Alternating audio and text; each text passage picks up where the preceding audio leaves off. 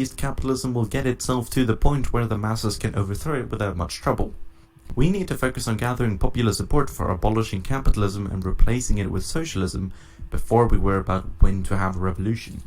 We shouldn't actively try to usher in the next financial crisis, which would lead to thousands, if not. We need to focus on gathering popular support for abolishing capitalism and replacing it with socialism before we worry about when to have a revolution. We shouldn't actively try to usher in the next financial crisis, which would lead to thousands, if not millions of people ending up in poverty, not having access to healthcare and so forth. That crisis will come on its own eventually. Capitalism will never stop having crises. It has had regular crises since the Industrial Revolution, which is where capitalism began. As socialists, we know this. We know that there's no reforming capitalism until it stops having crises. We know that crises will keep coming forever and forever and forever until capitalism is abolished and replaced with socialism. What we need to do is not trying to accelerate the speed at which these crises are occurring. What we need to do is increase the popular support for socialism and anti-capitalism until the time comes when there is a genuine opportunity for socialist revolution. And at that point, we can be a united anti-capitalist front and bring down capitalism, and then we'll have a bunch of infighting and try to decide what kind of socialism we should have next, and then we should have some kind of socialism. I kind of tied the end of that question into the previous question, but whatever. Next question: what is your opinion on liberation theology and Christian communism? I think they're both fine. I mean, I myself am not particularly religious, and I do agree with Lenin's criticisms of organized religion, but I do also recognize that those criticisms were mostly valid in Tsarist Russia, when the church had massive political influence. But the church doesn't really have massive political influence in most countries these days. So if you're religious and you find that your religious beliefs are compatible with socialism, then I think that's a good thing.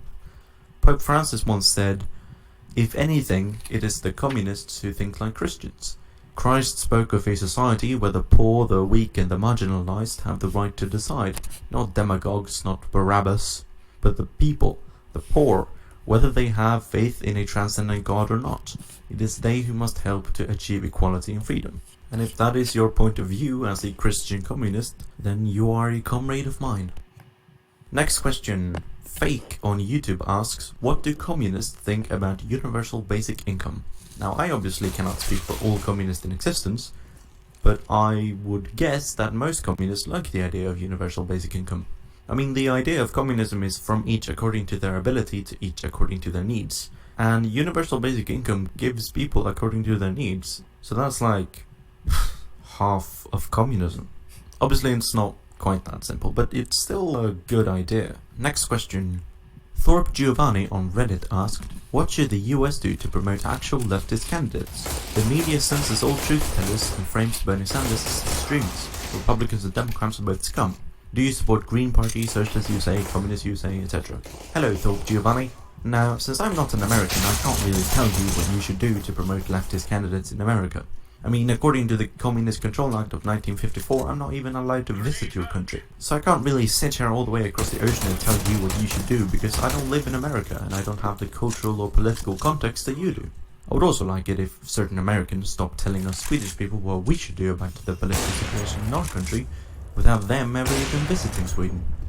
You look at what's happening last night in Sweden. Sweden!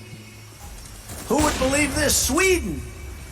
But I can give you some general advice that kind of applies to everywhere in the world.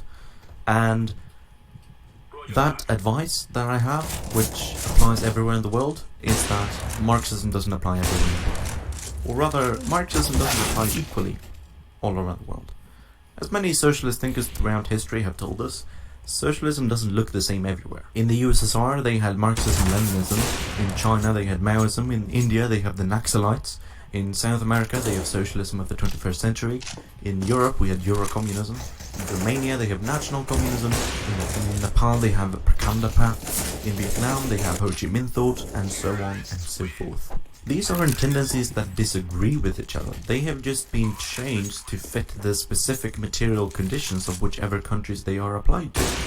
Ho Chi Minh thought wouldn't work in Sweden and Eurocommunism wouldn't work in Vietnam, and that's fine. What America needs to do is create a concrete, consistent socialist ideology specifically for the material conditions of the United States. And I don't mean come up with a fancy name like Marxism, Leninism, Americanism or whatever, and create some weird flag for it.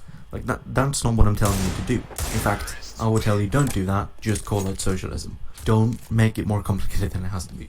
But what I'm trying to warn you about is copy-pasting the precise ideology of a socialist country across the world, or God forbid, the precise ideology of a historical country which doesn't exist anymore, like revolutionary Catalonia, which ended in 1939. That was 78 years ago. By all means, learn from currently existing socialist countries as well, previously existing socialist countries, analyze what was done well and what could have been done better, then apply what you learned to the material conditions of America.